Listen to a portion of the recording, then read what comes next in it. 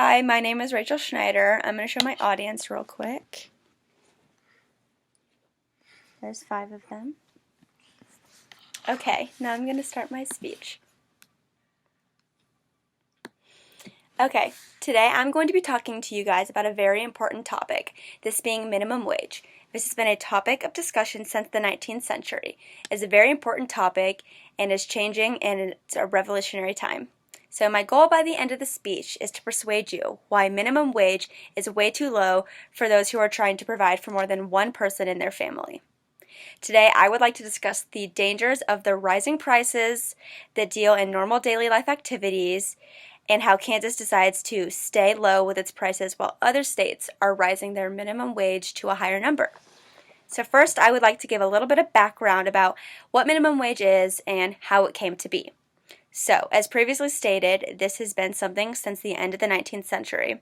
So minimum wage started in the United States, and it was first introduced, like I said, in the 19th century as a result of industrialization. So this is when factories were being made, and they needed people to be able to quickly get into these factories and produce more goods since they were in need of more. And at this rate, people would take any job because they didn't care what the pay was. It was more of job stability versus how much you're actually making.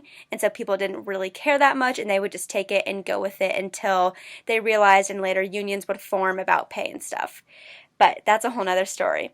So back then, people were concerned about the job safety, which was a big concern, and that is kind of how minimum wage started. So now I would like to go over what the actual minimum wage is in the state of Kansas. Minimum wage is $7.25, and this hasn't changed since 2010. So it's been over a decade since the number has actually changed.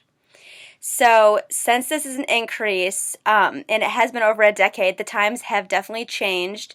A lot of stuff continues to raise in prices while this stays the same. For example, gas and food continue to go up each and every year. Sometimes each month it seems to go up. Like this past week, gas has gone up to $3.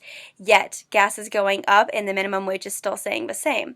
So if you're making minimum wage, you're not able to keep up with the rising progression in today's society. So now I would like to share a poll with you about how many people are actually making minimum wage.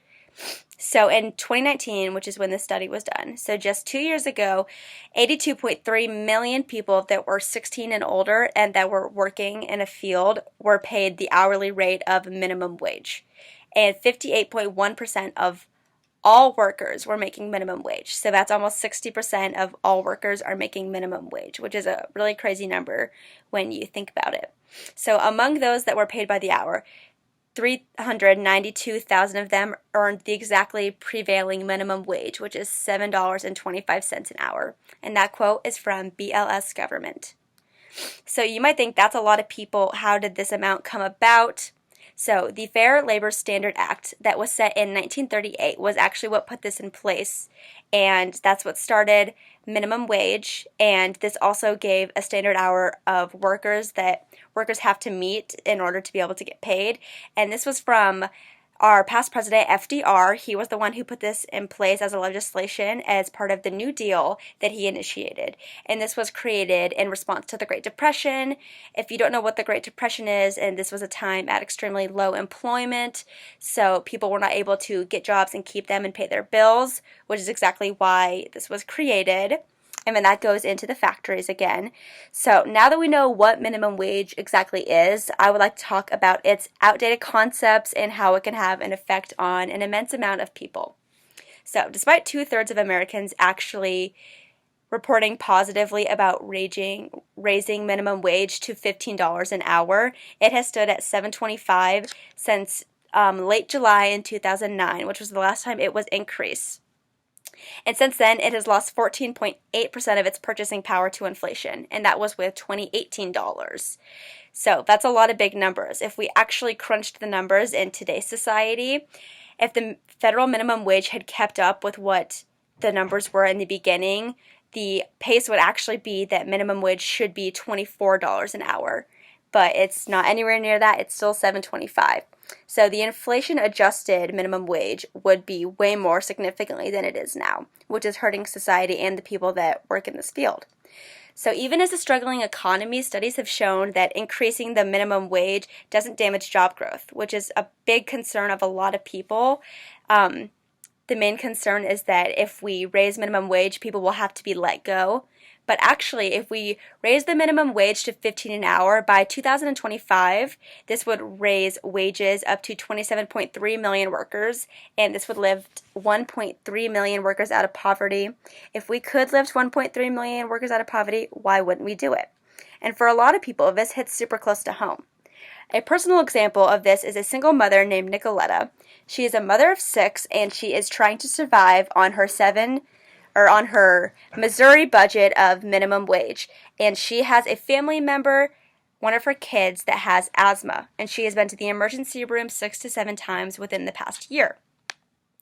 She says it's stressful because she basically has to choose between what's more important. This is from CNBC. She says her cashier job at the church doesn't come with paid time off, and every shift is essential. She comes to having to choose between her kid's health at that very second or being able to take care of him long term. She is 28 and she makes $8.60 an hour. This is the minimum wage in Missouri. This shows how it differentiates from each individual state. So she still says, though, that slight increase in money is still not enough money to get by, since her hours and paycheck vary significantly week to week. An example of this would be working at a convenience shop and saying you're available 6 days a week, but only getting scheduled 4 days a week. And because of other complications, obviously it makes it harder for her to make money. So the fact that it's more difficult than ever to get ahead if you're stuck at this budget.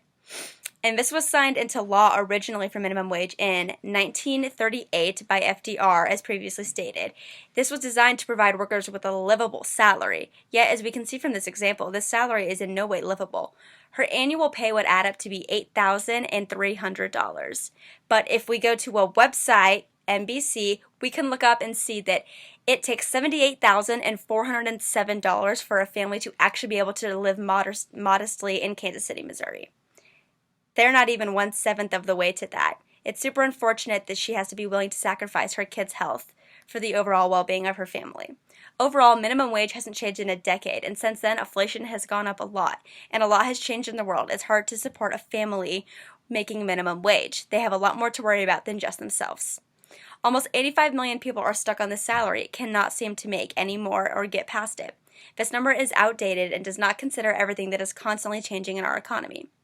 Finally, $7.50 is not enough to properly feed and educate one person, never mind a family. This also doesn't even consider families that have extra health burdens on top of that.